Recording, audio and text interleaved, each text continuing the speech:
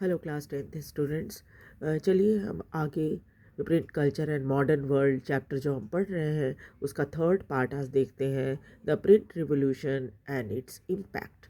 तो print revolution यानी कि छपाई की जो क्रांति थी, है ना, प्रिंट क्रांति जो हुई वो, और उसका असर, इम्पैक्ट मतलब असर। तो जो प्रिंट क्रांति हुई और उसका क्या असर हुआ उसके बारे में हम इस चैप्टर में, इस पार्ट में पढ़ेंगे, चैप्टर के इस पार्ट में पढ़ेंगे। What was the print revolution, यानी कि छपाई जो क्रांति थी वो क्या थी। It was not just a development. क्या थी? ये सिर्फ एक डेवलपमेंट नहीं थी, new way of producing books, नई तरीके से बुक प्रोड्यूस करने का ये एक डेवलपमेंट ही नहीं था। It transform the lives of people, इसने लोगों की ज़िंदगी को बदल दिया था। Changing their relationship to information and knowledge, और इंफॉर्मेशन और नॉलेज से लोगों का जो संबंध था उसको उसने बदल डाला था। किसने? प्रिंट ने। और अब प्रिंट क्या कर रहा था? लोगों को न सिर्फ इंफॉर्मेशन दे रहा था बल्कि ज्ञान भी दे रहा था। And with institutions and authorities, किसके बारे में? इंस्टीट्यूशंस और अथॉरिटीज़ के बारे में। It influenced popular perception and is opening up new way of looking at things. इसने लोगों के जो सोच थी, परसेप्शन, उस पर प्रभाव डाला था। और क्या था? उन लोगों को नई तरीके से दुनिया को देखने के लिए प्रेरित किया था। उनकी जैसे दिमाग खोलना ना, कि दिमाग खोल दिया था कि भाई दुनिया को नई नज़र से देखो। Let us explore some of these changes. चलिए हम कुछ चेंजेस क्या क्या हुए थे उसके बारे में पढ़ते हैं। विद द प्रिंटिंग प्रेस, जैसे ही प्रिंटिंग प्रेस आई, a new reading public emerge, पढ़ने वाले बहुत सारे लोग, एक नया ग्रुप आ गया जो कि पढ़ाई लिखाई में ज़्यादा दिलचस्पी रखता था। Printing reduce the cost of book, अब चूँकि बहुत बड़ी इसमें संख्या में किताबें छपने लगी थी, इसलिए क्या था, किताबों की कीमत कम हो गई। The time and labour required to produce each book came down, और जो भी समय और मेहनत लगता था एक किताब को छापने में वो कम हो गया था। And multiple copies could be produced with greater ease, और बड़े आराम से बहुत सारी किताबें एक साथ छापी जा सकती थी। बुक्स फ्लडेड द मार्केट, इसलिए क्या था, किताबें जो थी मार्केट में भर गई थी। फ्लडेड मतलब क्या होता है? बहुत सारी, बहुत बड़ी मात्रा में कोई चीज़ बाज़ार में आ जाना, तो उसको कहते हैं, बाज़ार में जब भर जाता है वो चीज़ तो कहते हैं हम कि फ्लडेड हो गया मार्केट में। ठीक है, तो यहाँ तक किताबें भर गई थी पूरे बाज़ार में। Reaching out to an ever growing readership, और इसे क्या हो गया कि वो उन सभी तक पहुँचने लगी जो पढ़ना चाहते थे। Access to books created a new culture of reading, अब क्या था, लोगों की पहुंच जब किताबों तक हो गई थी तो एक नया कल्चर डेवलप हुआ, तो वो था पढ़ने का। बहुत सारे लोग ऐसे होते हैं जिनको पढ़ने में बहुत दिलचस्पी होती है, तो इस तरह से एक नई संस्कृति का जन्म हुआ। Earlier reading was restricted to elites, पहले क्या था, चूँकि अमीर घरों के लोग पढ़े लिखे हुए होते थे, इसलिए सारा सारा पढ़ाई लिखाई जो थी वो अमीरों या रईसों के घरों में ही हुआ करती थी। Common people lived in a world of oral culture, साधारण लोग जिनके पास इतना पैसा नहीं था कि वो किताब खरीदते, तो वो क्या कर रहे थे, वो ऐसी दुनिया में थे जहाँ पर सिर्फ ओरल कल्चर, यानी लोगों को बोल कर कोई बात बताई जाती थी, कि वो खुद किताबों से नहीं पढ़ सकते थे क्योंकि किताबें तब महंगी हुआ करती थी। वो ओरल कल्चर पे जी रहे थे, यानी जो जानकारी उनको थी वो बोलकर बताई जाती थी उनको। दे heard sacred text read out, उनको क्या होता था, जो धार्मिक किताबें होती हैं उनको पढ़कर सुनाया जाता था। बैलेट्स साइटेड, बैलेट्स वो कविताएं होती हैं जिनके माध्यम से कहानी बताई जाती है, यानी कि कहानी जो होती है वो बैलेड यानी गाकर सुनाया जाता है। एंड फोक टेल्स नैरेटेड, और पारंपरिक कहानियाँ जो होती हैं वो अभी क्या होता था कि उनको सुनाया जाता था, जो जुबानी सुनाई जाती थी, पढ़ने के लिए उनके पास नहीं था ऐसा कुछ। नॉलेज वॉज ट्रांसफर ओरली, जो ज्ञान होता था वो भी उनको सिर्फ बताया जाता था। People collectively heard a story और सॉ अ परफॉर्मेंस। लोग क्या करते थे, जब कोई इस तरह की बात होती थी, कोई चीज़ उनको पढ़ाई या बताई जाती थी, तो क्या होता था, लोग इकट्ठे हो जाते थे एक जगह पे, फिर कोई जो पढ़ा लिखा व्यक्ति होता था उनको सारी चीज़ों की जानकारी दे देता था ओरली। या फिर उनको कोई स्टोरी या परफॉर्मेंस स्टोरी की या ड्रामा की परफॉर्मेंस दिखाई जाती थी कि आप देख लो। और तब क्या होता था, परफॉर्मेंस दिखाने से क्या होता है, समझ में आता है, जैसे नाटक आप देखते हो, है ना, उस तरह से। As you will see in chapter 8, they did not read a book individually and silently. तब क्या होता था कि लोग किताबों को चुपचाप से बैठकर नहीं पढ़ा करते थे, उन्हें जोर जोर से बोल बोल कर सुनाया जाता था। Before the age of print, जब प्रिंट नहीं आया था, books were not only expensive, किताबें न सिर्फ महंगी थी, but they could not be produced in sufficient number, और किताबें बहुत सारी थी भी नहीं, उसे ज़्यादा प्रोड्यूस नहीं किया जा सकता था, इसलिए क्योंकि तब प्रिंटिंग प्रेस नहीं था और हाथों से किताब लिखी जाती थी। Now books could reach out a wider section of people, लेकिन अब जब किताब छपने लगी थी तो क्या हुआ कि अब ज़्यादा लोगों के तक किताबें पहुंचने लगी थी। If earlier there was hearing public, पहले क्या था, जो लोग थे वो सुनते थे। नाउ द रीडिंग पब्लिक, अब केम इन टू बीइंग, अब क्या था, पढ़ने वाले लोग आ गए थे। But the transition was not so simple, लेकिन ये सब बोलने में और हिस्ट्री की बुक में पढ़ने में लगता है सब कुछ बहुत आसान है, सिंपल है। Books could be red only by the literate, and the rate of literacy in most European countries, book जो था वो सिर्फ पढ़े लिखे हुए लोग ही उसको पढ़ सकते थे। At the rate of literacy in most European countries were very low till 20th century, और 20वीं शताब्दी आने तक जो लिटरेसी रेट थी, यानी जो पढ़े लिखे लोगों की संख्या थी, वो यूरोप में बहुत ही कम थी। How then could publishers persuade the common people to welcome the printing book. तब सवाल ये उठता है, किताबें तो बहुत छपने लगी थी, अब ये पब्लिशर कैसे लोगों को बाध्य करें कि वो जो है इन किताबों को का वेलकम करें या उन्हें खरीदें। To do this they had to keep in mind the wider reach of the printed work. तो इस चीज़ को ध्यान में रखकर उन्हें लगा कि कौन सा ऐसा तरीका अपनाया जाए कि जो कि ये प्रिंटेड वर्क जो है वो लोगों तक पहुंच सके। Even those who did not read, जो लोग नहीं पढ़ सकते हैं वो भी इसे खरीदें। Could certainly enjoy listening to books, हालांकि उस समय लोग किताबों को सुनना पसंद करते थे, कोई पढ़ा लिखा हुआ व्यक्ति उसको पढ़ देता था, वो उसको सुनते थे, और लोग जो है वो बीइंग रेड आउट, एक गैदरिंग में कोई एक व्यक्ति खड़ा होकर उसको पढ़ता था। सो printer began publishing popular ballads and folktale, and such books would be profusely illustrated with pictures. तब उन्होंने एक नया तरीका क्या अपनाया, वो ये कि जो नहीं भी पढ़े लिखे हुए लोग हैं उनको उनको भी क्या किताब में लिखा हुआ, पेज में, एक पेज में क्या लिखा हुआ है उसको वो समझ पाए। इसके लिए क्या होता था, सबसे पहले पॉपुलर बैलेड्स, ऐसे बैलेड्स या कविताएं उसमें छापी जाती थी किताबों में, जो कि बहुत ही पॉपुलर थी, जिसको उन्होंने अपने फोर फादर से, अपने घर में पेरेंट्स से सुना हुआ होता था, यानी वो फेमिलियर होती थी।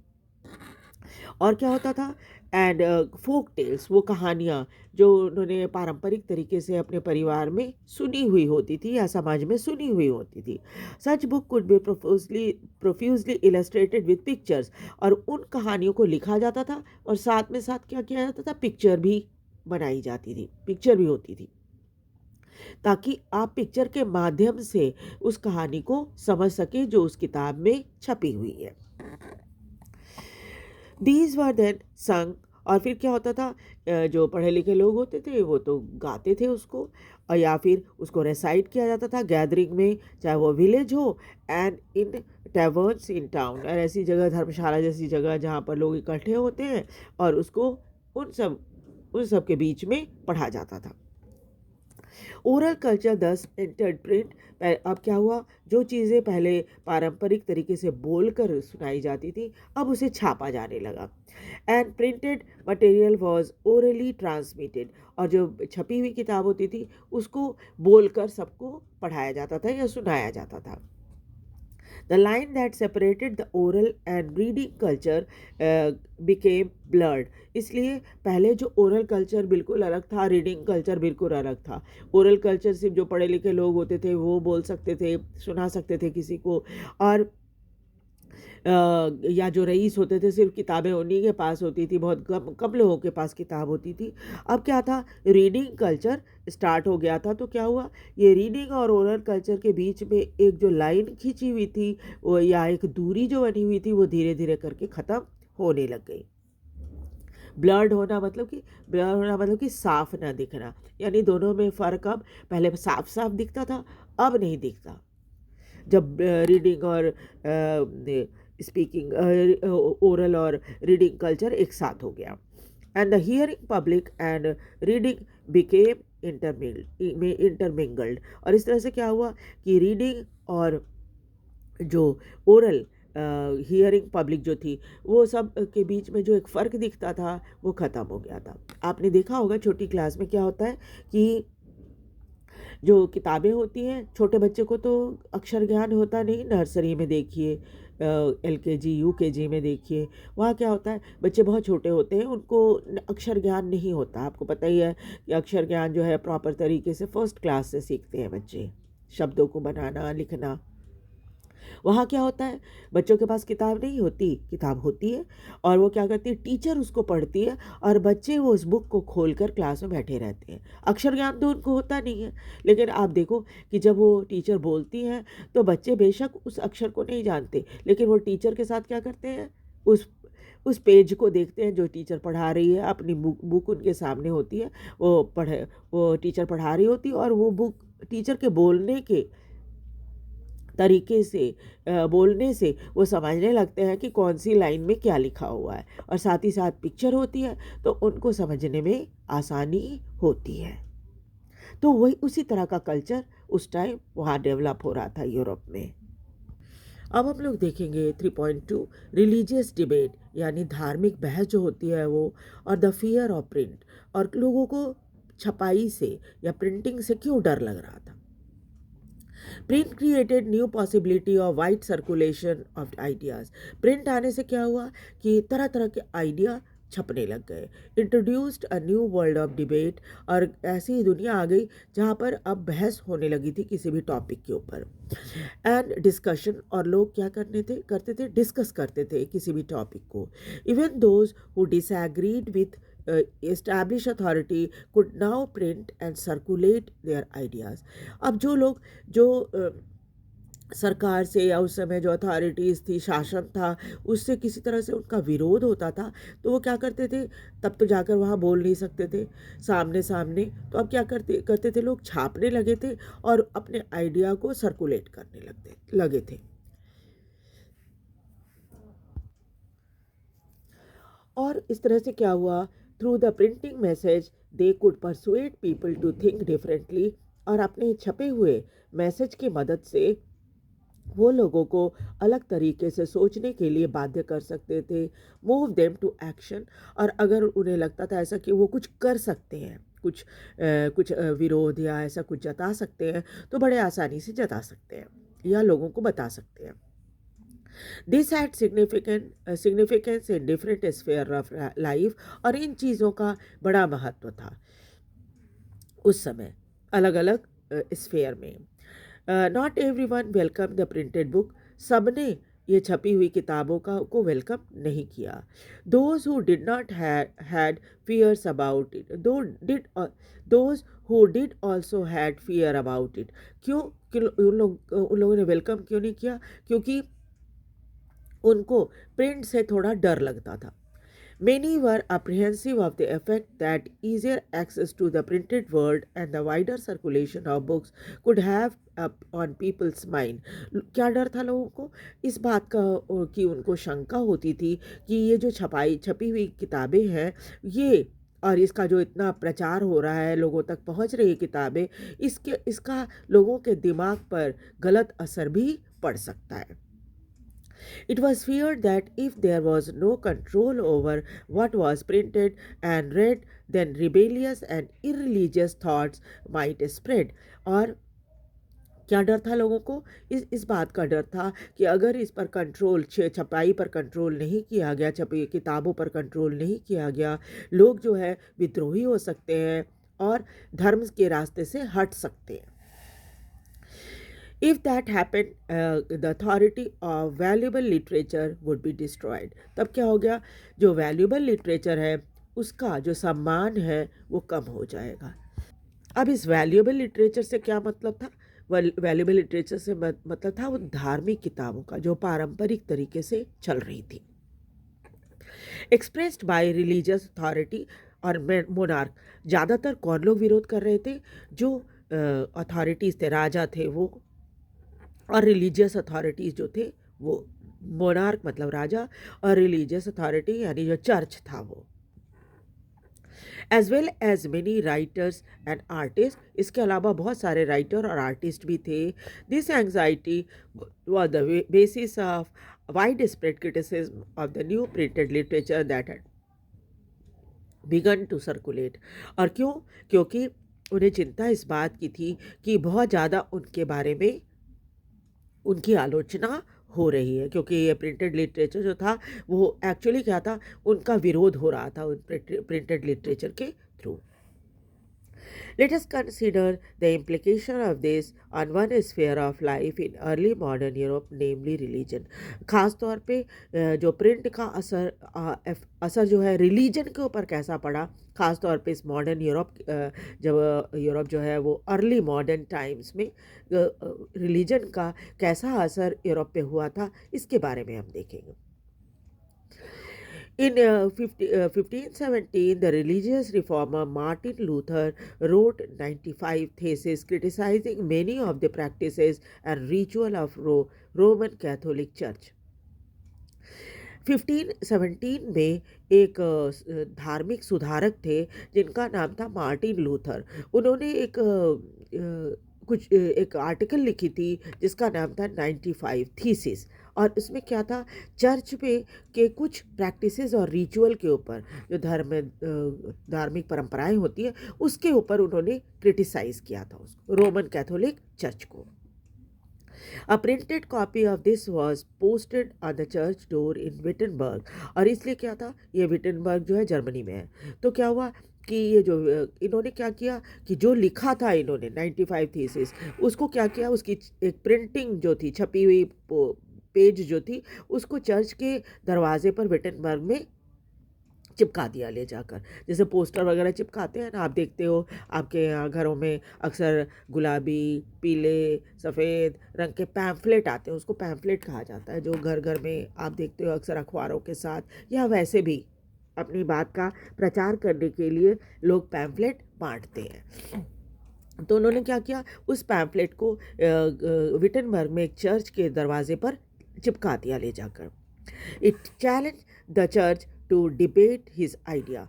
और उसमें क्या लिखा था, उन्हें उसमें चर्च को चैलेंज किया गया था कि अगर आप चाहते हो तो मेरे साथ बहस कर सकते हो कि जो कुछ भी मैंने इसमें लिखा है वो कितना गलत है या कितना सही है. Luther's writing was immediately reproduced in vast number and read widely. Martin Luther का जो आइडिया था वो बहुत जल्दी बहुत सारी कॉपी उसकी छपी और बटी, और लोगों ने उसको पढ़ा भी. This led to the division within the church. और इससे क्या हुआ, इतना क्रांतिकारी उनका विचार था कि इससे क्या हुआ, चर्च जो है दो हिस्से में बट गया. And to the beginning of the Protestant Reformation. और जो शुरुआत हुई बदलाव की चर्च में, उसको प्रोटेस्टेंट रिफॉर्मेशन कहा जाता है. Luther's translation of the New Testament sold 5,000 copies within a few weeks. Luther ने न्यू टेस्टामेंट को का ट्रांसलेशन किया और उसकी 5,000 कॉपी जो है कुछ ही हफ्ते में बिक गई. And second edition appeared within 3 months. और दूसरा एडिशन 3 महीने के अंदर ही उन्हें निकालना पड़ा.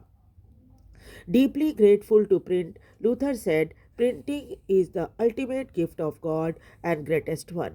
और इतना प्रिंट से लूथर जो थे प्रभावित हुए थे क्योंकि उन्होंने उनके विचारों ने क्रांति ला दी थी. और यही कारण था कि उन्होंने कहा कि printing is the ultimate gift of God. Printing जो है भगवान का एक गिफ्ट है, सबसे बड़ा गिफ्ट है ना. और several scholars in fact think that print brought about a new intellectual atmosphere, and help spread the new idea that led to reformation. और बहुत सारे विचारक ये मानते हैं कि प्रिंट ने एक नई इंटेलेक्चुअल एटमॉस्फेयर यानी लोगों में सोचने समझने की क्षमता बढ़ा दी थी. और इसके कारण क्या हुआ, नए आइडिया लोगों तक पहुँचे और इसलिए चर्च में क्या हुआ, रिफॉर्मेशन हुआ. So in the next class will continue the chapter. और साथ ही साथ मैं आपसे ये कहूँगी कि आप इसको ध्यान से सुनिए और लाइक और सब्सक्राइब भी ज़रूर कीजिए. Thank you very much.